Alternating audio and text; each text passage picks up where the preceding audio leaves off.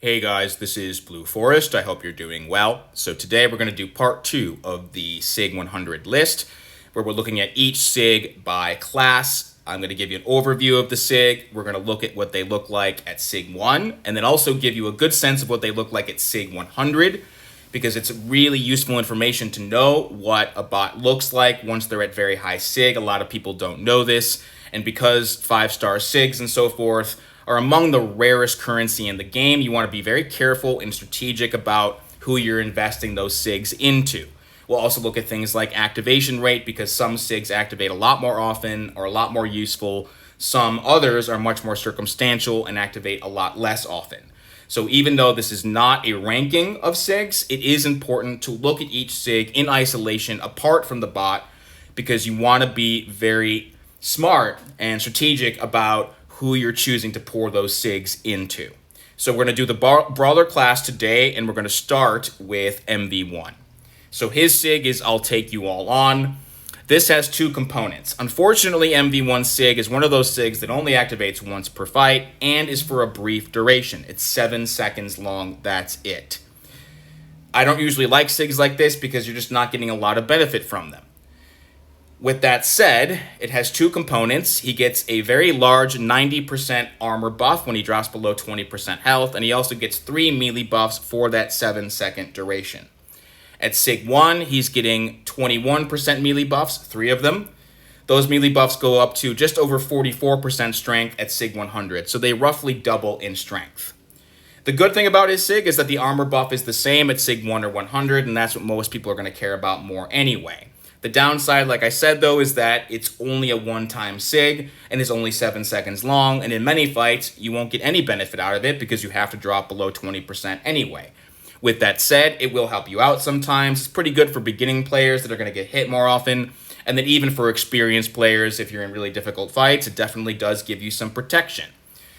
So this is not a SIG you're really going to want to invest in for the most part. I have MV1 at rank 6. I love MV1, but I don't feed him SIGs because it's just not really worth, it's really not worth his while. There are far better SIGs among the Brawler class in terms of, how much they're actually going to benefit you. And so you don't need him to be at high SIG at all. You're going to get a very small increase in melee damage. Because the armor buff is the same at low and high SIG, it's definitely not a SIG that I think most people will feel any need to invest much into. So next up is Grindor. His SIG is Perforate. So this is a very good SIG because it activates all the time, it's constantly in use, and it makes Grindor a much stronger bot because it works directly in tandem with his kit. So with Perforate, you are getting significantly increased melee damage based upon the stored power of the opponent. This is Grindor's playstyle. Very much a melee fighter, and the more power the opponent has, the more melee damage you're going to do. So it's kind of like walking a tightrope. You get the opponent up to a bar of power, 2 bars of power, selectively use those special locks, and you're going to see a lot more melee damage. So at SIG 1, he's getting up to 76% additional melee damage based upon the opponent's stored power. So if they have 3 bars of power, you will get that maximum benefit. At SIG 100, he gets up to 113% additional melee damage. So it does go up, but it doesn't scale significantly. It doesn't double or triple in strength, but in a sense, that's a good thing because it is activating all the time. Every time you hit the opponent, their power is going up, and even at low SIG, he's getting quite a nice boost in melee damage. You get him to SIG 20, SIG 30, he's getting 80 to 90+% additional melee damage when the opponent has a lot of power. So it's not the kind of SIG that needs to be super high. Low to mid-level SIG, you're going to get a lot of benefit from it. And like I said, it's one of those SIGs that's going to activate constantly. So that brings us to Primal. His SIG isn't that just Prime. This also has two components. The first is that he is getting shorter debuff duration per stack of armor. So any debuffs that are landed on him will expire 8% faster per stack of armor. That's super important because, of course, armor is very central to Primal. He's very tanky. So if you have 5 stacks of armor, debuffs will expire 40% faster. If you have 10, they will expire 80% faster, which means they will do a lot less damage. That's actually really useful. And the nice thing is that shorter debuff duration is the same at SIG 1 or 100. The other part of his SIG is healing on bleeds. He can heal against bleed bots, okay? So at SIG 1, he will heal 1.8% health for every time a stack of bleed on him expires. That rises very slowly. At SIG 100, it goes up to 5% healing. And so what that means is that the shorter debuff duration is much more applicable because lots and lots of bots are going to be able to land debuffs, and because it's the same at SIG 1 or 100, because it's based upon the amount of armor you have, you're going to get a lot of use out of that. This is a very defensive SIG in that sense. The healing, of course, is only going to be useful against bleed bots. It's not a lot of healing. It'll help you out sometimes, but of course, if you're getting beat up a lot against a bot like Bone Crusher, he's landing lots of bleeds, you're not going to be able to keep up anyway. So most people are not going to really feel any need to invest a lot into his SIG. On top of that, some people who use Primal in high levels, they usually end up running Beast Wars teams fairly often anyway, and in which case, if you're using a Beast Wars team, you're going to be able to purify bleeds pretty frequently regardless. With that said, having healing against bleed bots is helpful. It's not going to rise quickly. You're getting a very, very small amount of increased healing per few signature levels, so you probably won't want to invest a lot into it. But it is a very useful defensive SIG. So that brings us to Grimlock. His SIG is Dino Rage. This is one of the most consequential SIGs in the game because it totally changes Grimlock. First of all, it gives him his purification. He has to be awakened in order to purify.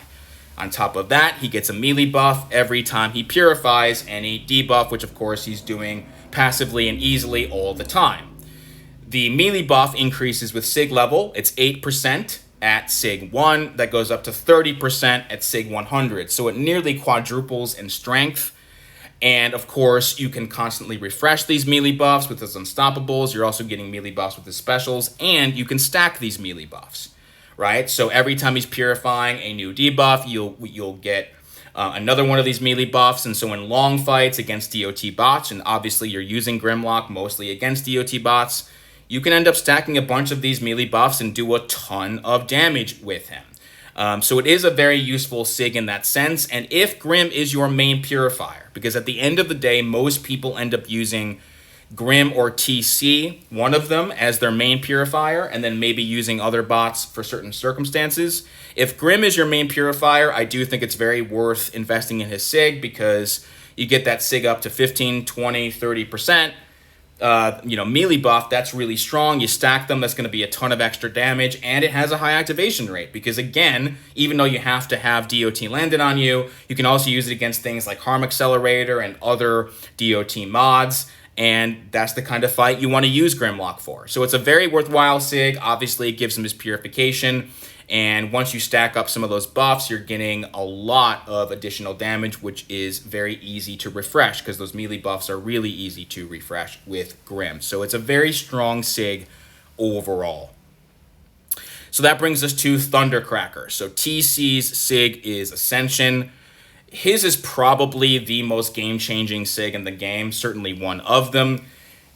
TC just completely changes as a bot with his SIG. Without his SIG, his damage is generally going to be pretty low. But with his SIG, and particularly at mid to high SIG level, he can do absolutely monstrous, unbelievable damage. So it has a few components. The main one is that he gets a melee buff every 5 consecutive melee hits for 7 seconds. He also has a 0.2% chance to purify per SIG level with his melees. That's obviously very low, but it doesn't really matter because he can purify with his heavies anyway. And he also gets an extra 0.2% attack per SIG level based upon the opponent's bonus attack. So there's a few components, but the main one is that melee buff. So at SIG 1, he's getting a 5% melee buff for every 5 consecutive hits. That goes up to 20% at SIG 100, so it does quadruple. Now, 5% might not seem like much, but remember, his melee buffs can also be stacked, and they can be stacked up to very, very high levels with no limit if you know how to play TC well. So that's the caveat here. With TC, you have to remember that he's a skill-based bot. He's different than a lot of other bots. It takes time to get good with him, okay? He's not that hard to play, but he definitely takes getting used to. It takes time to learn how to stack up those buffs, how to refresh them, how to keep them going, how to not lose them. He can be very frustrating when you're new with him, but if you're patient, he's a long-term investment bot. If TC becomes your main purifier, he's one of the best bots in the game to invest SIGs into, because at high SIG, you start stacking up those buffs. You get 10 melee buffs, 20 melee buffs. In long fights, you might even get 30, 40 or more. You can see absolutely mind-blowing damage, 100 to 200k special 2s, crazy melees. I mean, it's just nuts. But you have to be really, really good with him, because if you're not, you're going to be losing those buffs all the time, right? So if he's your main purifier, phenomenal bot.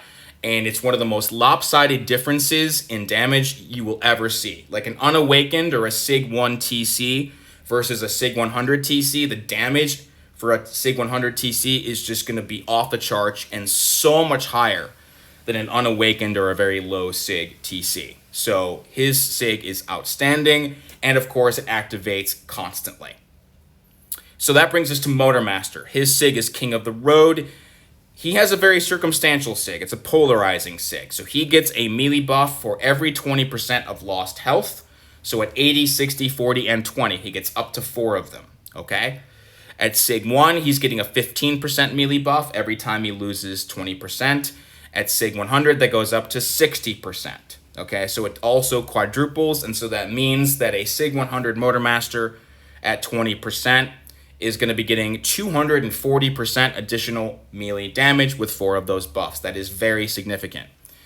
The thing about the SIG, though, of course, is that it does require you to lose health. Some people like that. Some people hate that. It really depends on your play style, because if you're a very experienced and careful player, you don't like to get hit, you don't take much damage, you don't like to be aggressive, you wouldn't want to bother investing into this SIG because you wouldn't get that much benefit from it. However, if you love Motormaster's play style, he's a very aggressive play style, very in your face, you're using that unstoppable, you're taking risks, you can be kind of reckless with him. If you don't mind taking some damage sometimes or even expect it, his SIG is amazing. You could absolutely invest into it because he's just an absolute monster at lower health. So it really depends on your preferences there. Motormaster is certainly one of the best bots for reviving in AMs. There are high-level players who do this because once he dies, you revive him back to 20% or so, and then he's going to have all those melee buffs and he's going to do a ton of damage. So it's a very circumstantial SIG for a very circumstantial bot, okay? So that brings us to Tantrum. So his SIG is Frenzy. It has 3 components. So every time he gains 3 melee buffs, which of course he's gaining a buff when he's dashing at the opponent, he will purify all debuffs on him, his crit rate will go up, and he'll have a 20% chance to go unblockable for the duration of Frenzy. The purification and the unblockable are the same at low and high SIG, so that's good. It is only the crit rate that goes up. At SIG 1, it's a 12.5% crit rate. That goes up to a 70% increased crit rate at SIG 100, so it's pretty significant. But the thing about Tantrum is that he is not widely used at high levels because he's very difficult to play. He has restricted movements. He also really takes time to learn how to use well. A lot of people start with bots like TC or Grimlock instead. So there's not a whole lot of high-end players using Tantrum a lot. And so it's, for most players, it's not going to be the kind of SIG you'd want to invest in because it's only the crit rate that's going up. The other parts of the SIG, I mean, purification is nice, but a lot of the time, you might have, if you have, let's say, 1 melee buff and the opponent lands bleed on you, by the time you get to 3 melee buffs, the bleed might expire already. The unblockable is always going to be the same chance. It's only a small increase in crit rate per SIG level. So most people are not really going to want to bother investing in his SIG. It's only if you're an absolute ninja with him, which few people are. But if you decide to really learn Tantrum well, then you might want to invest in his SIG. He does do phenomenal damage. He's an absolute monster in the right hands. It's just he has a very different play style that a lot of people find frustrating and difficult. So finally, that brings us to Ironhide. So G1 Ironhide has the Trithelium body. This gives him his melee reflection. This is also a circumstantial SIG because it requires you to lose health. So it activates 3 times, similar to Wheeljack Shield, at 75, 50, and 25% health. It will activate for 7.5 seconds each time. So if you were to go from 100% down to low health, you would have a little bit over 20 seconds of melee reflection.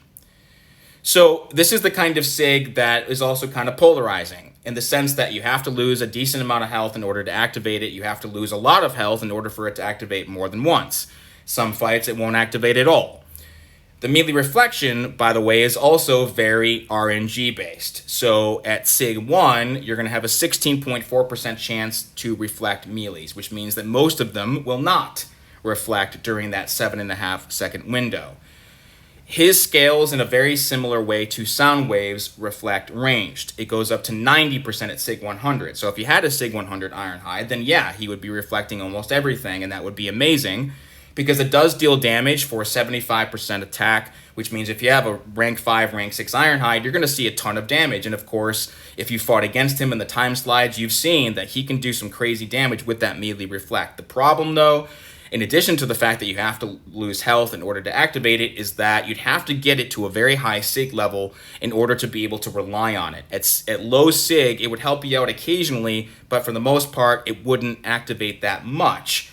You'd probably want it to get up to about SIG 70 plus in order for it to be very reliable and activate really frequently. So for most players, probably not going to want to invest much into it. Definitely helpful to have him awakened, maybe put a, get a dupe of him or put a few SIGs into him. But unless you're an absolute diehard, Ironhide user, you're probably not going to want to pour a lot of SIGs into him because, like I said, it would take a long time and you would need to get him up to very high SIG in order to be able to rely on it all the time. Okay? So that wraps up the Brawler class. I hope this has been helpful. I just want to reiterate, like I did last time, that you want to think about putting SIGs into bots that you use well and play a lot with. Please do not pour SIGs into bots just because other people tell you to. And then once you've done that, look at the activation rate. Look at the ease of use, right? So in the Brawler class, if you're using MV1 and TC, you're probably going to want to put those SIGs into TC because it's just going to be much more beneficial to him than it will be to MV1. And there's a lot of SIGs like that in the game.